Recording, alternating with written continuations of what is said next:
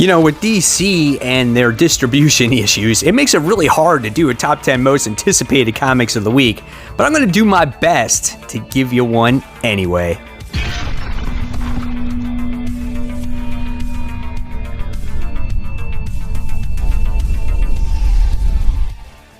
Hey, all my webheads out there, welcome back to Comic Book Corner 2.0. And fans, I'm your host, Mike Spider-Slayer, always helping you make decisions on what comic books to buy. And today, guys, we're going to be doing the top 10 most anticipated comic books, and this is for June 17th, 2020. Now, just as a notation, DC has been all over the place with distribution. In fact, comics in general have been all over the place with distribution. So I'm doing my best here to give you the most accurate list possible. So remember, things could change at any time. And at any time, guys, if you like this video, give it a thumbs up, subscribe, don't forget to hit that bell. And if you want to show that extra support towards the channel, it takes it a long way, hit that join button on my home screen. You guys will get all kinds of extra perks and content for you.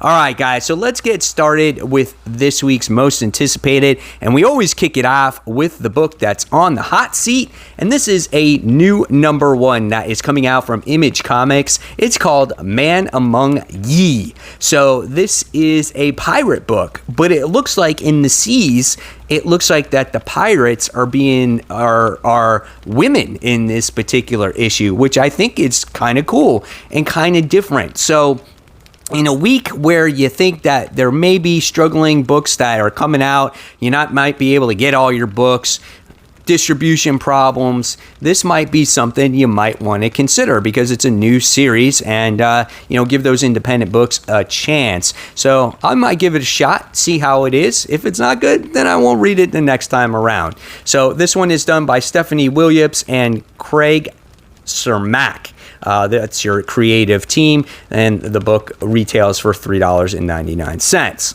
All right. So let's officially kick off this countdown now with number 10. And number 10 goes to the release of Wonder Woman Dead Earth issue 3. This is from the DC Black Label guys. Daniel Warren Johnson, the writer from I think is Murder Falcon, and is also the artist on this book. Remember, this is an oversized book, so if you're looking for it to fit in your long boxes, it's not exactly going to fit there.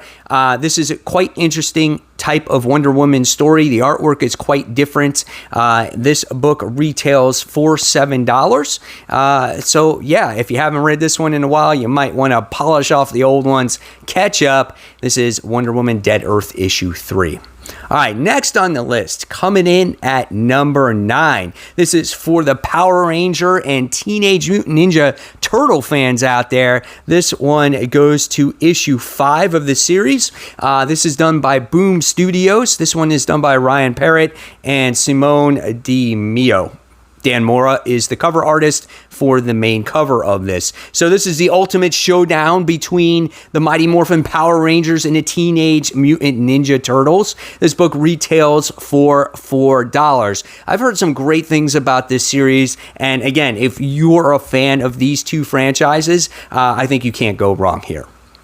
All right, next. Coming in at number 8. This goes to a book that I personally read myself. This is Savage Dragon. This is issue 249. We're one issue away now from issue 250. So that's why I'm getting really excited about this series. A good milestone for Eric Larson, who writes the book, who does the artwork in the book. And this is titled The Calm Before the Storm. And it looks like he's going to be doing battle against the Six. Is this his version of the Sinister Six? I'm curious to see as he kind of relived maybe his early days of Spider-Man here. So again, this book retails for $4.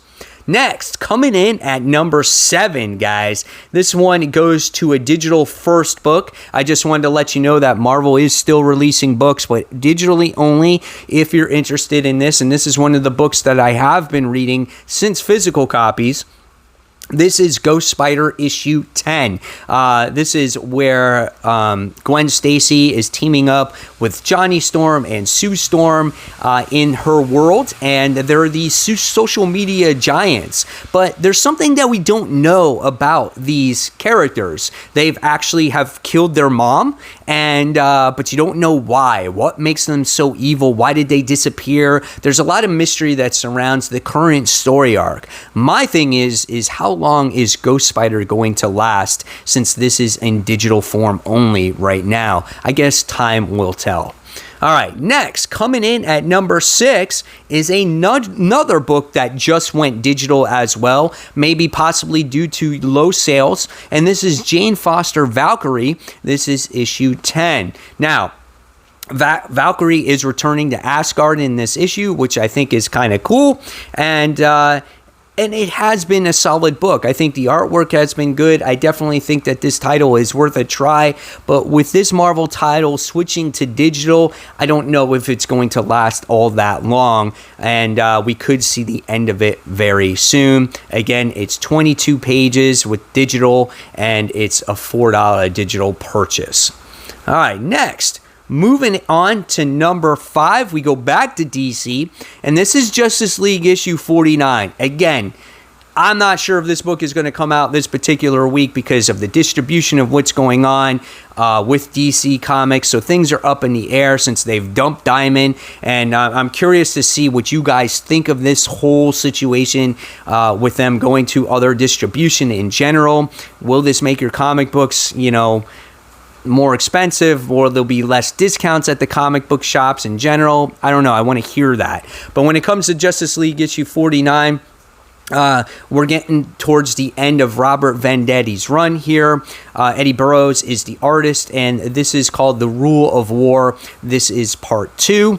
In the most recent issue, it looks like that our heroes are going to be doing battles against the Amazon, and we found the Amazonians, and then we recently found out that Spectre needs a new host or something like that. Book is pretty good. I'm not a huge Spectre fan, so that's why I kind of didn't understand so much of the last issue, or issue 47 when it came out. So we'll see what happens with this one, and we're getting ready to go on to issue 50. All right, next, coming in at number 4, this goes to The Resistance issue 2 AWA. Remember AWA? Yeah, they're a new comic company that was just released right before the pandemic happens, and it's kind of crazy because a lot of their books have to do with like pandemic situations, end of the world situations, and The Resistance is just, it hits home, man. But recently there has been a pandemic in this world. They solved the pandemic, but out from the ashes have come a few characters, heroes, villains that we don't know of, that have been resistant to the virus. And this series is supposed to open up that whole AWA world. I think it's really an excellent read, that first issue, and I'm curious to see where this universe goes. I think Straczynski is the one who writes this particular book. It retails for $4. It's 32 pages. I think it's worth a try if you haven't tried it out yet. And their whole line is actually pretty good, believe it or not. All right. So moving on to number 3, and I'm anxiously awaiting this because I think this kicks off a new story arc here when it comes to the family tree. This is issue 6 of this series. First, we got to see this little girl who turned into a tree. And this was the beginning of this apocalyptic situation where humans turned into a tree. And her little brother was kind of like that asshole that teased her all the time. But it looks like it infected him more ways than one. And he seems to be one of maybe the few humans that are left over on this earth that is not a tree. And it looks like he's going to be dealing with this apocalyptic situation, and it's taking place in the future after his sister became a tree. I know there's a lot of tree talk. It's a lot of weird shit. It's definitely worth a read. Go out there, read the first 5 issues or the trade. I guarantee you'll like this book. This book is done by Jeff Lemire, and it's so well written, and Phil Hester is the artist and the cover artist on this. It retails for $4. All right. Next, moving in to number 2, getting closer to number 1. We're at number 2 right now, guys. Webheads, this is Teen Titans issue 43.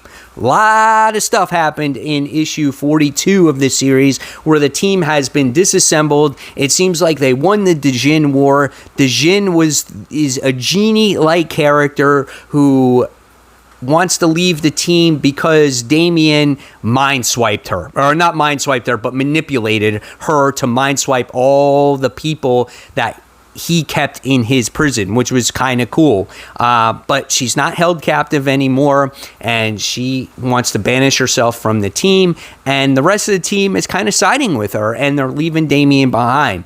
Is Damian on his own? Will we get a new team? Are we getting a permanent new writer on this team? Because the last writer on this book was Adam Glass, and now for this particular issue, we're getting Robbie Thompson and Eber Ferreira who are writing this book. So we'll see what happens on there. Great book, great character development, overall good character arcs when it comes to this book. Definitely worth the purchase. So we'll see what happens with Teen Titans.